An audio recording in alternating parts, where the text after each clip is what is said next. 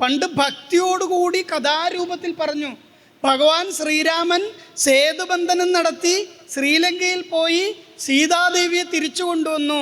ഇത് കഥാരൂപത്തിൽ ഒരു വലിയ നടന്നൊരു സംഭവം നമ്മളൊക്കെ പഠിക്കുവാൻ വേണ്ടിയിട്ട് കഥാരൂപത്തിൽ എഴുതി വെച്ചു. നമ്മുടെ തലമുറയോ അതൊക്കെ വെറും കഥയാണെന്ന് പറഞ്ഞു.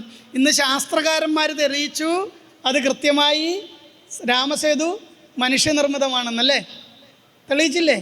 101 വരെ ഉണ്ടാക്കിയൊരു കഥയുണ്ട്, ഗാന്ധാരി. മാംസപിണ്ഡം അറുത്ത് 101 കുടത്തിലിട്ട് കൗരവരുണ്ടായി. ഇന്നില്ലേ സംഭവം? IVF, ടെസ്റ്റ് ട്യൂബ് ശിശു ഇന്നില്ലേ?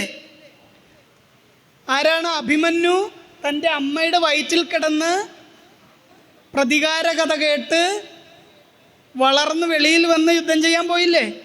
ഇന്ന് ശാസ്ത്രം തെളിയിച്ചില്ലേ? ഒരമ്മ ഗർഭം ധരിക്കുമ്പോൾ മുതൽ നന്നായി പാടുന്ന അമ്മയാണെങ്കിൽ പ്രസവം കഴിഞ്ഞാൽ ആ കുട്ടിക്ക് പാട്ടിനോടൊരു പ്രത്യേക മമത ഉണ്ടാകും, ചിലപ്പോൾ പാടാൻ ശ്രമിക്കും. അമ്മ ആ സമയത്ത് മുഴുവൻ യുദ്ധം ചെയ്ത് ഭർത്താവുമായിട്ട് അടിവെക്കുന്നയാളാണെങ്കിൽ കൊച്ചു വെളിയിൽ വന്നിട്ട് കിയോ കിയോ കിയോ എന്നും പറഞ്ഞ് സമാധാനം കൊടുക്കാത്തൊരു കുട്ടിയാവും. ശരിയല്ലേ? അപ്പോൾ അമ്മയുടെ ഉദരത്തിൽ വളരുന്നൊരു കുട്ടിക്ക് അമ്മയുടെ മനോനിലയ്ക്കനുസരിച്ച് വളരുവാനുള്ളൊരവസ്ഥയുണ്ടെന്ന് നൂറ്റാണ്ടുകൾക്ക് മുമ്പ് ഹിന്ദു പുരാണം പറഞ്ഞു. ഇന്നത് ശാസ്ത്രമായി. പുഷ്പക വിമാനം എന്ന വിമാനത്തെക്കുറിച്ചും വിമാനങ്ങളെ അളക്കുന്ന ധനുർമുഷ്ടി എന്ന കോലിനെക്കുറിച്ചും മഹാമനുഷ്യാലയ ചന്ദ്രിക 2500-3000 വർഷങ്ങൾക്ക് മുമ്പ് പറഞ്ഞു വെച്ചിട്ടുണ്ട്. വിമാനം കണ്ടുപിടിച്ചിട്ട് എത്ര വർഷമായി? അപ്പം ഇതൊക്കെ പുരാണത്തിൽ പറഞ്ഞിട്ടില്ലേ? പുരാണം ഉണ്ടാക്കിയത് ഇപ്പോഴൊന്നും അല്ലല്ലോ. അപ്പം നമ്മുടെ പുരാണങ്ങളെല്ലാം എന്താണ് പുരാണം? എന്താണ് പുരാണം? പുര അപി നവം ഇത്യേതി പുരാണം. പുര അപി നവം. പുര പഴയത്, അപി ഇപ്പോൾ, നവം പുതിയതുപോലെ.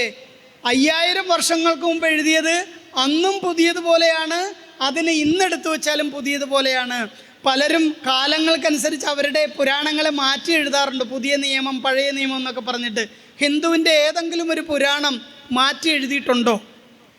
അന്നുള്ള അതേ അവസ്ഥയിൽ ഇന്ന് നിലനിൽക്കുന്നു. പുര അപി നവം ഇത്യേതി പുരാണം. പുര പഴയത്, അപി എഴുതുന്നുകൊണ്ടാണ് പറയുന്നത്.